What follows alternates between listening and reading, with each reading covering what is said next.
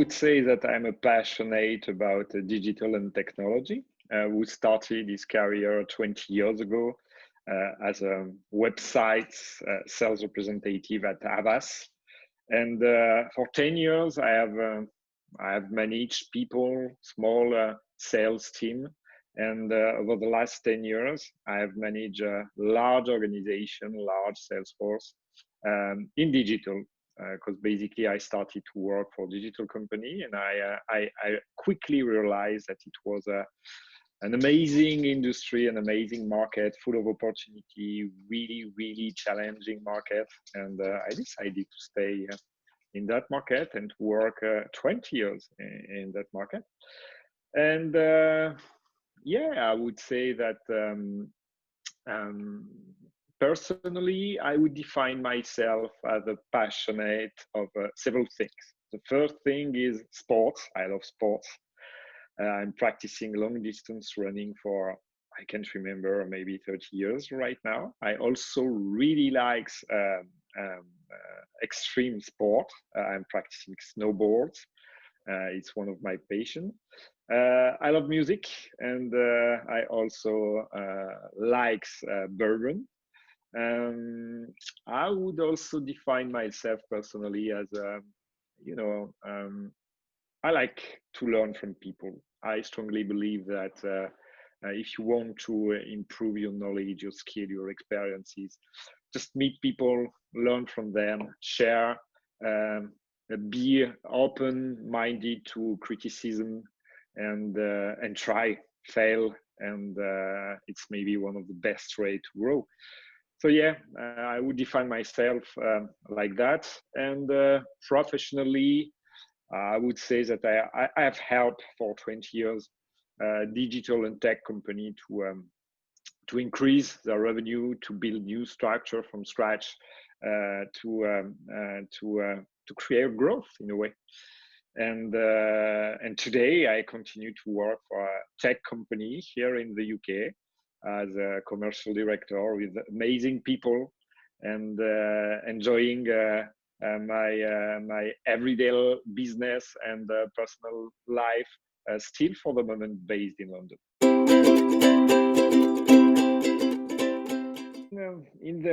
By the end of 2017, I was working in a really good company, in a well-paid position with amazing people. Everything was really great.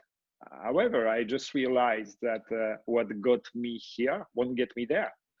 I realized that I was just at the middle of my career, that I was, thanks to the people with who I worked, successful. But if I wanted to build the next 20 years successfully, I needed to, improve my knowledge, to learn new skill, and to, in a way, work on my weaknesses. So I started to look for specific training, and I found the Sloan. So the Sloan program is a full-time master degree in leadership and strategy. It's delivered only at MIT, Stanford, and London Business School. So I started the application, the highly selective application process, and I've been admitted by the end of 2019. So it was for us a challenging time. I say for us because I include my wife and I, because we had a really good life in France at this time. But we wanted something different and something more. So I decided to apply to the Sloan. I got the Sloan, and we decided to move from France to London. I left my company. My wife has to leave her company. We left our environment, people, family, and we moved to London. And I would say that 2 years later, I have met, so many people during the Sloan. I was studying with 68 people from 26 different countries. I have learned how is it to work in a multicultural environment. How is it to share your experiences with people from so many background, because basically most of the people, all the people are from senior positions, CEO, CFO, researcher, lawyer, commercial director, whatever. And so it was so insightful for me, to challenge the way I was looking at the world, to challenge the way I was looking at people, I was looking at the economy, at the business, and every day, to challenge myself, to listen to different kind of people and experience, and also to travel in South America, to travel in Europe, to meet different kind of industry leader, to learn from their market. It was amazing and challenging. And yeah, for me, maybe certainly the best, one of the best experience in my life. Maybe it's the most challenging one, because it's tough to decide to leave everything. But at the end, I had an amazing 2 years with amazing people. I cannot see the world like I used to see it, and also the business and the people.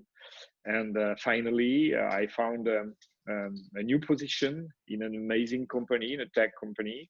And now I'm full of, new idea, a new way of seeing the world and the business, and I can apply everything, and I can continue to grow and to help companies and people. So for me, yeah, it was and it is still an amazing time. First, you need to assess your situation. What do you want exactly? What do you expect from the program?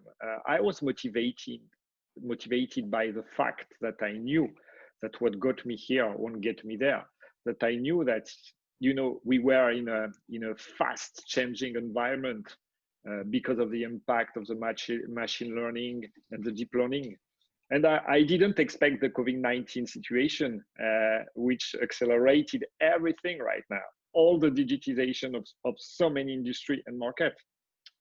But at this time, I realized that, hey, if you want to continue to succeed, you need to, your strengths. At least I was sure I knew my strength. I dig maybe, I know maybe a little bit more about my strengths, but I knew also my weaknesses, and I have worked on my weaknesses. So first, you have to assess your own situation, your willingness to leave your daily routine and your position and your company, and then what could the program bring to you?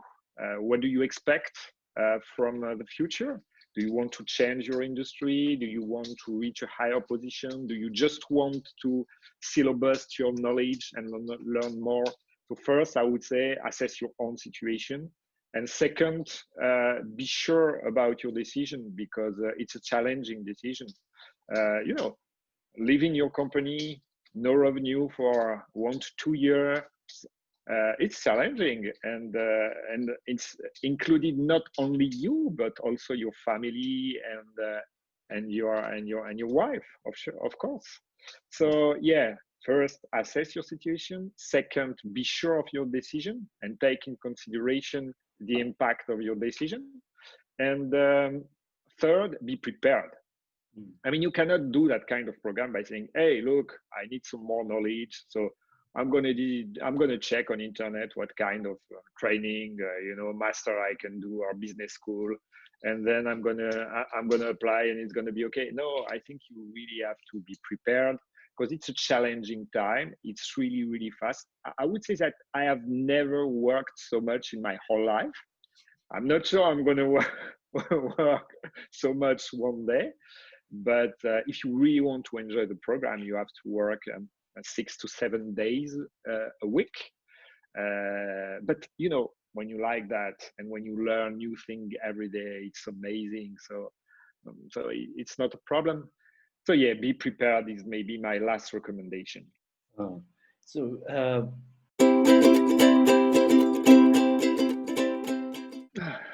I have the privilege to be one of the students of Nigel Nicholson. Nigel is a leadership professor at London Business School. It's an amazing guy. He studied and taught leadership for more than 30 years. He made many researches in many industry, executive, people, market. And I remember his first course, and he told us that leadership is being the right person in the right environment at the right time and doing the right thing. And I think that he's right. I don't believe that you born with, I'm a leader, and one day I'm gonna appear in that world with the leadership skills because I grew up and I born with that leadership abilities. No, I think that you become a leader thanks to your experiences, thanks to your failure and your successes, experiences during your childhood and also during your professional life. So some people have believe that they have that abilities. I grew up with leadership skills, for instance, coaching leadership skills, but most of the time people learn that from their experiences and their successes and failure. So I do believe that people can be a strong leader because they have learned something, and so therefore they can have a specific leadership style and be really successful on that leadership style. But I also do believe that the most successful leader are the people who are able, to practice, to implement different kind of leadership style, because that's the point. Depending of the organizational structure of your company, meritocratic, bureaucratic, or whatever, depending of if you're going to work in a matrix environment, in a highly hierarchical environment, depending of the strategy of the company, the expectation of the board and the shareholder or the CEO, you're going to have to use 1, 2, or 3 different kind of leadership style. So you're going to use maybe coercive style, you're going to use authoritative style, you're going to use affiliative style, democratic, coaching, or even pace setting style. So coming back to your question, what is my leadership style and what I think about leadership style? I don't have a leadership style. I use the right leadership style depending of the situation. And I strongly recommend to read the book, Nigel Nicholson book, The Eye of Leadership, which is maybe for me one of the best book I've ever read on leadership.